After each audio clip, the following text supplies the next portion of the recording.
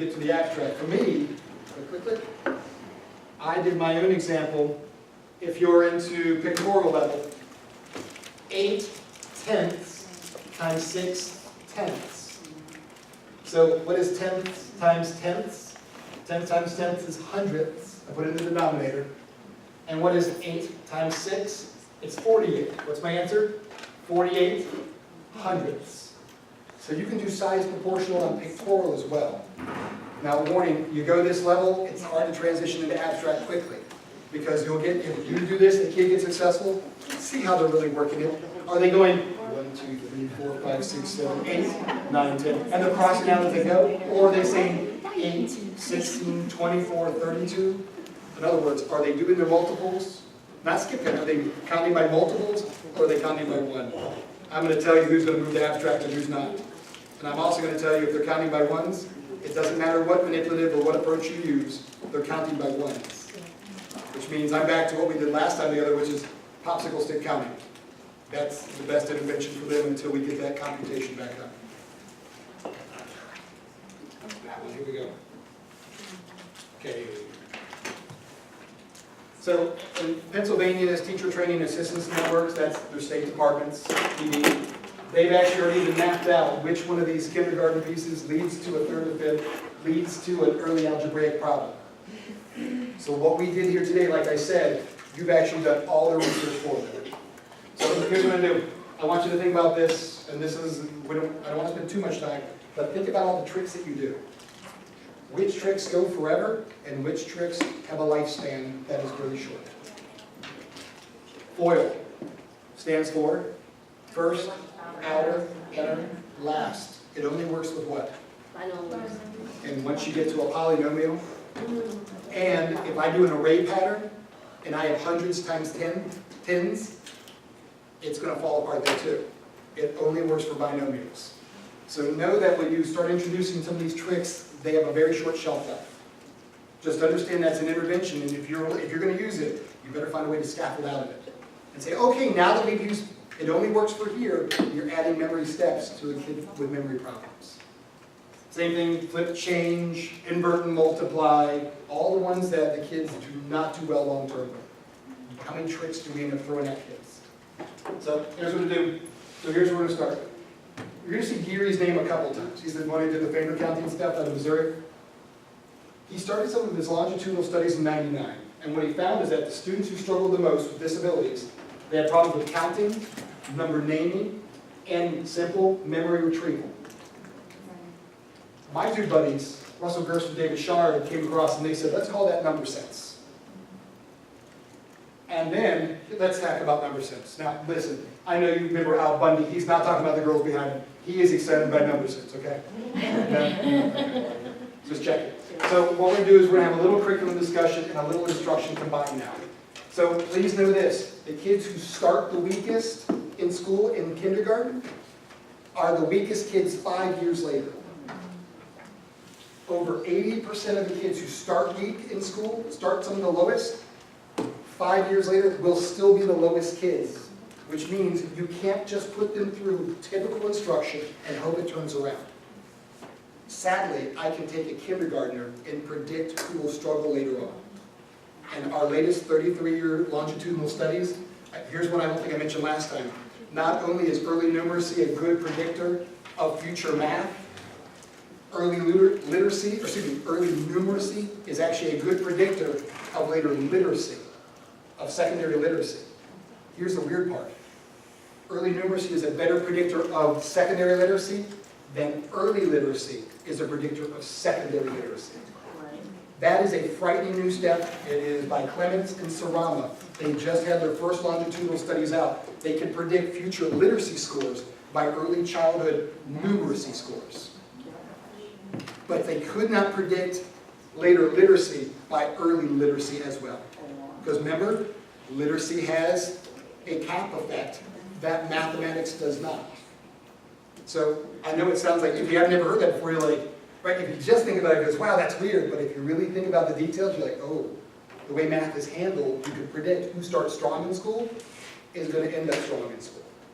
That's the scary stuff. So anyway, that's the Morgan Ferguson. We said it for the students who start low, end low. So here's what we're going to do. These are all just the details. These are the early number sense assessments by Ben Clark. So if you work with early childhood, this is our stuff, and I know I never have enough time to get so excited. But this is McFeet. Winthrop University has the oldest lab school in the United States. I think I might have mentioned that's a big reason why I'm there. So we've actually done our interventions for early literacy. I can't show you too much because of names. But working with 3- and 4-year-olds and how to do number lines, the data is awesome.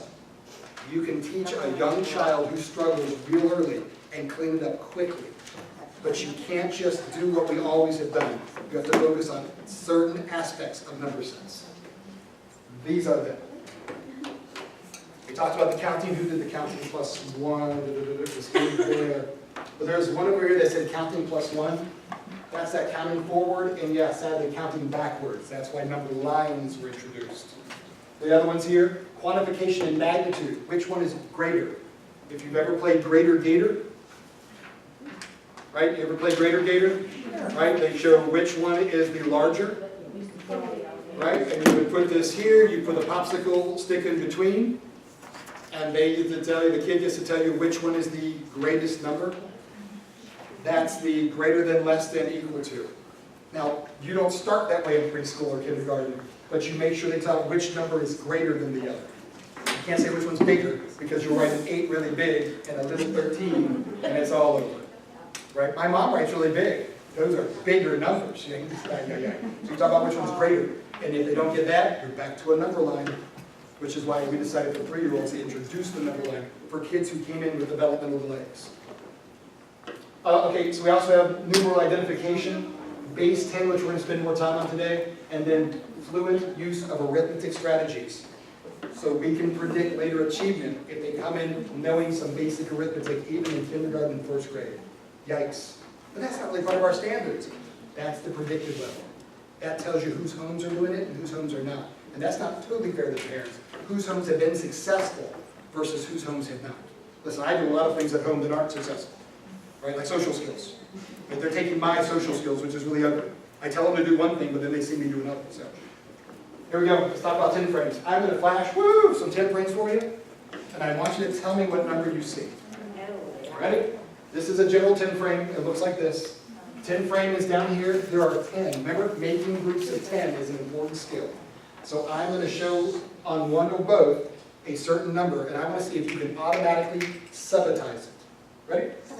Subitize. 1, 2, go. 5. Did you see 5 altogether? Did anybody see 4 and 1? If you see 4 and 1 more, that's because your eyes are automatically scanning from left to right, top to bottom. If you're a math geek and you like graphs more than reading wears you down, you probably saw 5. Because you're not looking left to right, your eyes are scanning down. My fluent readers, you're already going, because we're adults, you're going left to right, top to bottom, automatically scanning. Take a look at the next one. Say go. 5. How'd you group them? 3 and 2. Did anybody see 2, 2, and then there's something else there? So there's 2 plus 2 plus 1. You're going to see that people scan different things differently. The way we separate this out, kids don't subitize as easy. They like to subitize when things are packed together, not when they're stretched. Let's do one more just because I'm a jerk. Set, go. 12, and this gives rise to the combination of, you see a 10 and 2 more. That's why we'll start calling it 10 plus 2, or 10 and 2 more, not 12 up front. So the child's first introduction is 110 and 2 more. You said and appropriately here, not like Al Roker. That is an appropriate and, because your and is applying addition in this case. Right? If you ever said that hurricane's 145 miles per hour, he's right. He's saying that there are 2 hurricanes. In this case, there are 2 numbers we're referring to. This and is okay. All right. Oh, last one. Sorry. Okay. How about that one? Thanks. All right. I know that was very helpful, Brad. There he goes. Okay. And that's, nobody sees this as 6. Everybody sees this as, and it's designed that way. So when a kid goes, I see 6.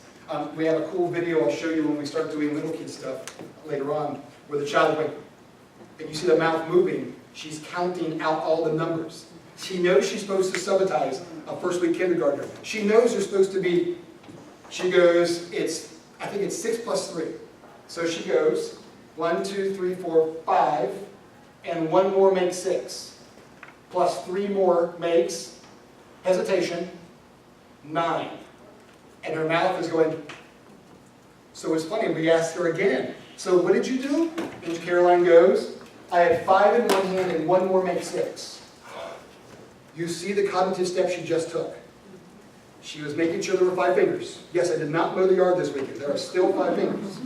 And one more makes 6. And 3 more. She doesn't go 1, 2, 3. 3 more.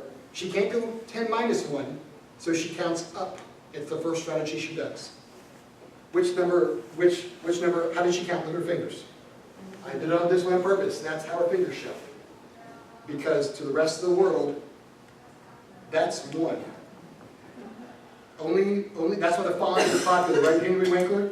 Henry should not have played the font. You saw American Anthem, right? There's no way he played the font. Anyway, but little Henry Winkler, who, by the way, is alexic, disability people, right? You all know this, right? Henry Winkler cannot read. He is not literate, which means everything he does is ad-lib. So, which is cool as a director, because he wants everybody to ad-lib, which is why he loves people like Adam Sandler, who have never read a script in his life, right? So he just goes, go, just talk. So when he's going through, he talks about his struggles with it. Well, guess what? This is the cool start, because that was his aid to the rest of this world. This meant number 1. To us, it means cool. You go to Europe, that's number 1. That's 2, 3, 4, 5. Numbers build from left to right. 5 and 1 more, left to right. In the United States, we go left to right and back to left, and then left to right, and then back to left. All right, here we go. Oh, by the way, for your perusal, almost all of us. Wait, I keep leaving that really time, Joe. I left you some. I don't have a good copy. Wait, I didn't. I left you some 10 frames here.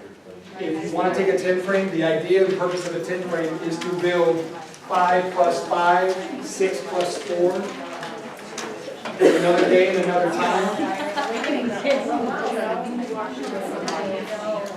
For little people, another day, another time, you would take count your chips, and I would always say, and I would introduce them, how many do you see, right? We would introduce, how many do you see? And they'd say, 4. And then I'd say, what does it take to finish it to 10?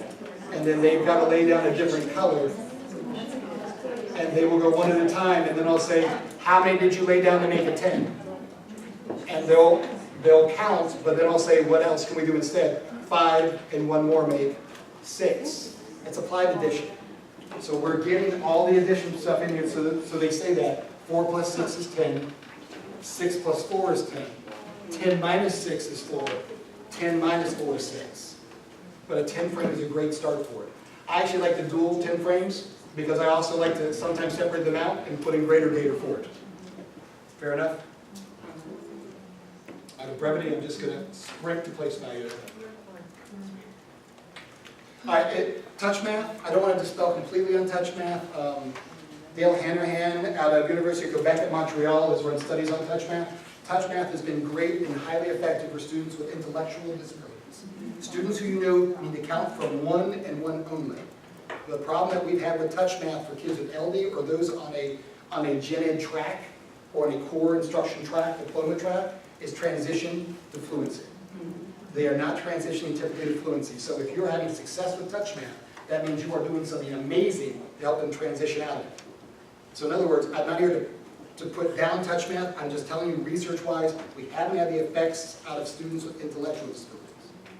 That's where we've had our effectiveness. So touch math has got its place. Also, if you ever take a look, I'm not selling anything here, but handwriting without tears is a cool approach if you're trying to teach letter and number writing. On these simple little boards, on a rectangular board, right, most numbers start top left. Most capital letters start top left or top middle. Occupational therapists, right, if you've ever had, early childhood, if you've ever had your arguments with the occupational therapist because you're pushing the lowercase and they only are doing uppercase. That's because of the physical movement required of upper versus lower. Numbers are along the lines of upper, so it's a little easier. So 1, down and 1 is fun. 2 goes around and back on a railroad track. 3, around the tree and around the tree. That's the way we make a 3. 4, down and over and down some more. That's the way we make a 4. Anybody heard any of these? You already heard all these? You got it. So if I'm boring you, I apologize. You can find each one of these. There's a cool saying for each of them. Fat old 5, which is my least favorite because I feel like I'm the fat old 5 too often. Fat old 5 sits down and around, put a hat on top. And it's because the movement, every kid wants to do a hat here, and then they lose track of where the 5 goes. Right? So you make it go down and over, and then hat. 6 is, I think, a line and a hoop or some of that. No, 6 is different, isn't it? Anyway, I've got bunches of them. An S, make an S, but do not wait. Go back up and make an 8. A hoop and a line, that makes 9, right? There is a saying for each one of these for numeral recognition. And I can't give anybody credit for it, because even though I love Jan Olson for Handwriting Without Tears, she didn't develop it. So, all right, let's get back down. Here's the part that I want to spend a little time. Page 10. These are our numbers. When you start counting, just count off. And I know it's hard here, but count from 0, 1, 2, 3, 4, 5, 6, 7, 8, 9. Okay, stop. It's about to get ugly. 10, 11, 2, 12, which I don't get. Oh, 13, 14, I don't know what a fifth is, but don't touch it. 15, 16, 17, 18, 19. We go from right to left in the English language. And then what happens? 20, 21, 22, 23. So we go from right to left, and then we go from left to right, which is why we have separate standards just to say the teens. So guess what happened when Common Core was in its utero, so was my child. So as we're having this conversation, my children, I never introduce them to the numbers of teens. I only do it by place value with them. We introduce all numbers on an abacus, right? How many 10s, how many 1s? Because in the English language, we have 2 different ways to say the alphabet, right? I can point to a P and you say the letter is P, but then I say, what does P say? Right? So then you go, okay, so when I see it, I say that's a P, and when I use it, I say, well, guess what the rest of the world does with numbers? They see this number, they can say their version of 15, but when they use it, they call it 110, 5 ones. So they have a sing-song counting, and then in useful and computation, they use it as 10s and 1s. That's what we do with our English alphabet. But we don't do that with our number system. So I'm suggesting for our number system to go back to it. By the way, since my daughters never, when they were going through our lab school at Winthrop, when they went through preschool, from preschool to kindergarten, they both failed their kindergarten screening exams. Because they identified, what's that number, it's 3, what's that number, it's 8, what's that number? My daughters, yeah, both of them go, that's 110, 3 ones. And they marked it wrong. Which tells you that the teacher doesn't know the number sets. I'm not attacking the teacher at all, she was never taught. But I got to tell you, within a couple of weeks, so the first time my oldest daughter, when she went through, a month later, no names, we are local here, but the principal and the teacher, who I both knew, invited me in, right? Mom's a teacher, dad's on the national math panel, and we had placed their daughter in the lowest math group. So we probably need to bring them in to find out what's going on, because within a month, she does really, really well in math. And so they asked, and of course, student-led IEPs. Anybody do student-led IEPs? You know, my first boss was Marcy McGahee-Coburn, the lady who invented student-led IEPs. So I had no option. That's how I introduced all meetings in my life. So we did student-led IEPs. Well, here comes Laura. She's sitting with us, and they're pointing, well, you know, Laura really didn't know her numbers before she came in, but wow, she's really accelerated. Now, while the principal, I just love, still a good friend, while he's talking, my right arm's getting bruised. Because my wife was doing this. I told you, you're going to screw them up. You can't even take our kids. Right? That's what I'm getting the whole meeting. So I finally said, Laura, what's this number? And she goes, oh, I don't know. Do you want their way or your way? So now Mike, the principal, goes, whoa, whoa, whoa, whoa, whoa, whoa. What's Dad's way? He goes, at home we call that 4 10s, 5 1s. But you guys call that 45. So now the teacher, like this, love, is intrigued. She goes, so that is 110, 3 1? She goes, yeah, you guys call that, it's backwards. It sounds like 13, but it's 13. You get it? What happened to my daughter in a 1 month time? She became bilingual. She can now speak math or colloquial English.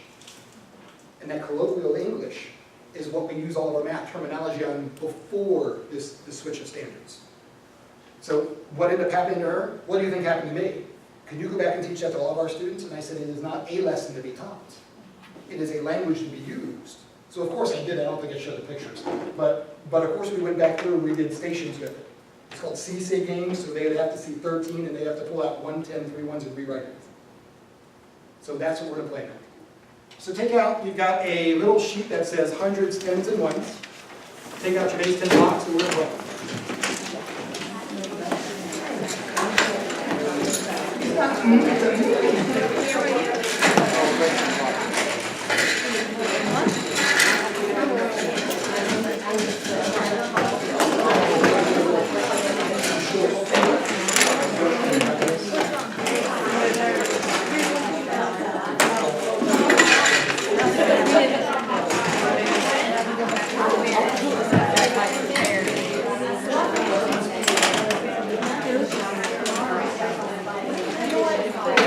Now, for most of us, when we introduce this, our students are not going to know this language, right? Unless they have mathematician moms and dads, they're not coming to us with multiple language backgrounds, right? Now, I say this because you have students who are international, and they sometimes come in. Has anybody had international students in your classroom? Sometimes they come in and their math is stronger than the peers. Sometimes it's not. I've had refugees as well who are. But I've had several refugees who are stronger than my students. So this is a way of teaching that dual language system. Now this is a 10-sided die. If I didn't have too many absconded last week, I'm down to 10 and we don't have enough groups for it. So I'm going to control the die. If you are selfish and want a die too, please come and grab it. But I'm going to start this way. Now this is typically done with pairs. I know we've not perfectly done with pairs here, so I'll pretend to be Willie's pair now. Hold on. Garnet, no wait, it's gold and green, right? Green, gold. Okay, green comes first. So separate them out by your school colors. So you have like, okay, you assign who's green and who's gold.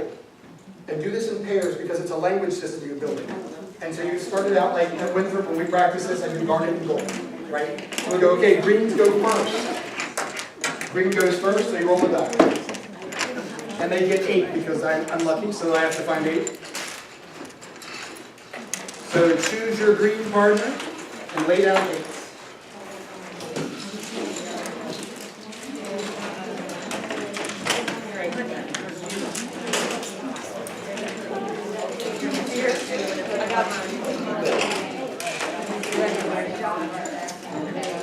All right, so green, here we go. So green, you would say, I have 8 ones. All right, now gold picks up the die, and they roll it, and they say, okay, I have 8 ones, and I go 1 more. I now have 9 ones. All right, so I'll give you a second.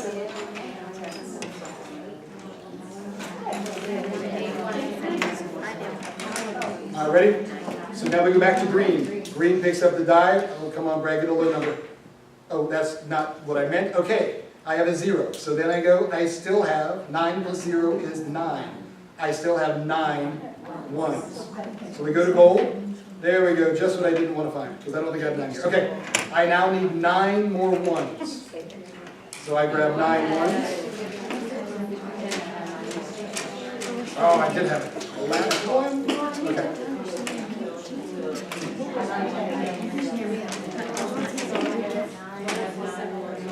How many ones do I have now? 18 ones. Here comes the exchange, guys. What are we about to do? You all 18 ones is the same as 110, 8 ones. So far, so good? And then we go back and forth again. I now have, here's my early addition, 6 more ones.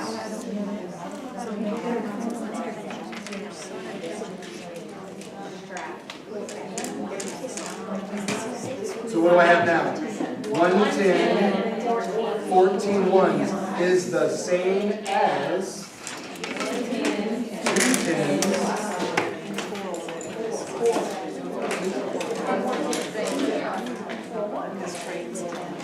all right, can we see how this game is played back and forth? It's a language game, so this is called Race to 100. Now, I've never had the patience to make it all 100. My hyperactivity sets in. but if your kids might. Raise to 100 allows this conversation going back and forth and back and forth. Make sense so far? So when the person lands on 100 or gets over, I don't play the game of sorry, they can go over 100. When they get over 100, we say, yay, you win! There is no winner. They're all talking, it's a game, it's forced interaction. Now, if you get a chance, take that card and turn it over.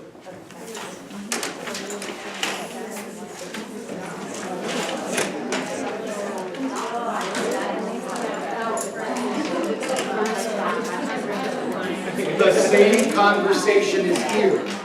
We're used to race to 1. All you're doing with the whole number is making sure they understand how race to 100 is the same as race to 1. So again, the child would roll through, and let's say he rolls an 8. I have 8 hundredths.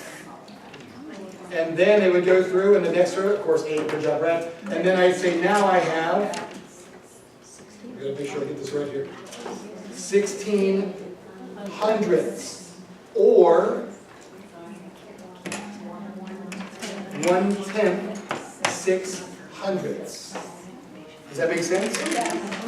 Forced language, all we're doing, there is no real game to it. Please know that every time I play an educational game, there's no game. Right? They think it's a game, I think they're funny talking. So if you have students who don't want to learn math language system, this is a forced math language designed for them. All right, that's my, anybody else have other things you do to force that math language on them?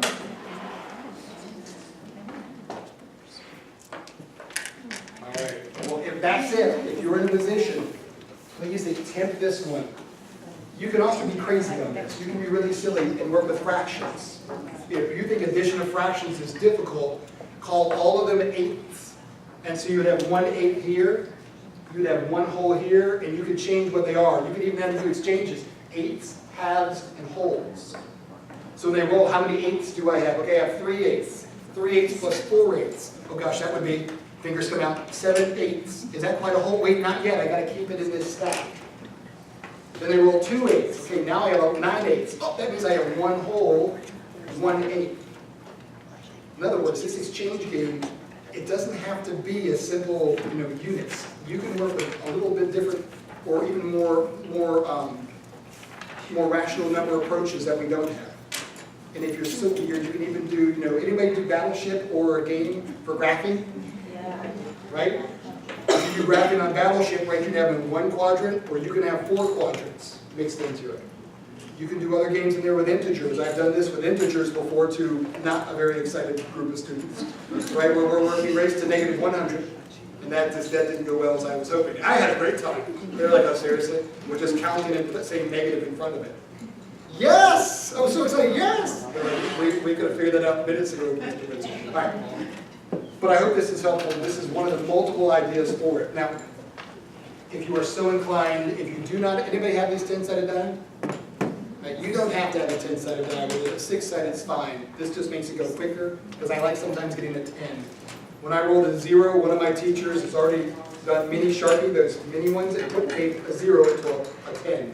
She goes, I don't care if they don't know at this point or don't practice the identity of 0. Right, the additive identity of 0. So she made it 10, so they would know to add 10 immediately. Also, they have 20-sided die. My eyes just can't see them. So. But if you're looking for these, you can go to a gaming center. Oh, you guys, tell me. We have a question. We have the same question. Same question. Oh, good. It's, Okay. we like to teach life skill functional stuff as part of our curriculum. Love it. And we're looking at this with money. Yay. I knew you were going there. I don't know. I'm curious how you could do it, like, especially with making change. I do not have any coins on me, I'm broke. But this, the first way, okay, how did I come across this game? I was working in Colorado, and a early childhood teacher came to me with a big placemat of all the coins. And there will be no penny, we know this, right? Exactly, we'll have no penny. But they had pennies, nickels, and I think they stopped at dimes. They weren't even touching quarters. And that was the exchange rate. His suggestion, this is not a research piece, his suggestion was, you probably know as much as he does, if not more. He says, I don't like using plastic coins because no kid thinks of it as the actual coin itself. So he goes, that's why he probably doesn't do quarters. So that's why he went through, he just has rolls and dimes, pennies and nickels. I love it. All right, any other ideas, adaptations? Musical notes, something about musical notes. My daughter takes violin, but you work on taking your quarter notes, and then the quarter notes you get, make a whole, make 16ths and 8ths, and I love it. I did piano the old-fashioned way. I pretended to play, and then my mom sent me off to practice where I got it by a teacher. So, but one of my daughters is very good at piano. And so when I talk about fractions, she goes, it's easy, and it's all on a number line. Because of the way quarter notes work, and they're broken up for speed, they flew over my head. So, anyway, if you understand music, you can make that connection. Can I just show you rather than explain? I have a little Down syndrome girl, 5 mile, and I use that, she'll send her little points. See what I'm saying. Can I show it? Does that work? I don't know how well that's going to show picture on picture, but there actually are base 10 blocks that match up to the size of the coin. So we use I don't use any black and white with her. It's the real coins for everything. So, okay, now I'll grab another teacher's tip. I don't want to expand too much if I'm losing track of where I go and I get so overexcited about things. Her mother But works for the Down I've had Syndrome a grad assistant of mine that's taken a Sharpie, I don't know if you guys. And on her coins, on the as a Sharpie, she matched it on the coin itself. If it's 25, she writes out on the quarter 2 lines and 5 dots on the quarter itself. That way the child gets, if they're used to this exchange, it allows the coin exchange first. What I understand the grad students doing, truthfully, I believe they usually start with the coins and eventually make their way to base 10 blocks. So that's where your transition makes a little more sense than what we wrote. Love it. So again, this exchange game, in quotes, is just one of the multiple ways that we can get kids to try to interact and learn that math language. Oh, you guys are awesome. All right. I meant this as place value, and I think I've had a couple of conversations out there, so I promise I'll go quick if this is boring to you. Don't always look at placement, or don't look always at long division as that pull-down approach. Anybody work with partial quotients? Either on the side, I typically like to stack them up, but here's something I work with a different staging part of it. We actually decided to redo long division. Long division, by the way, is a predictor of Algebra 1. It's long division and fractions by Bob Siegler. We're talking about this at a break too. We're 2 of the best predictors of Algebra 1 success. And why are those good predictors of it? Multiplication skills, there's a logical stepwise approach to it, right? There's lots of details. So what we decided to do was reteach how long division is done and do it by multiples. So instead of trying to bring down, you're turning your paper sideways, or you're pulling out the graph paper, we wanted the kid to make sense of long division. Bless you. Because right now the kid goes, how many times does 3 go into 7? Twice, and they put a 2 up top. That's not a 7. Yeah, we're talking hundreds. So I know some people write it better and they would have 200 here. We decided to redo this and say, what happens if you're able to pull apart 700, 5 10s, 1 1 in the groups of 3? If you understand, that's a big if you understand your multiples, this should work out. So I would rearrange 751, right? Being able to be flexible with number is a number sense component.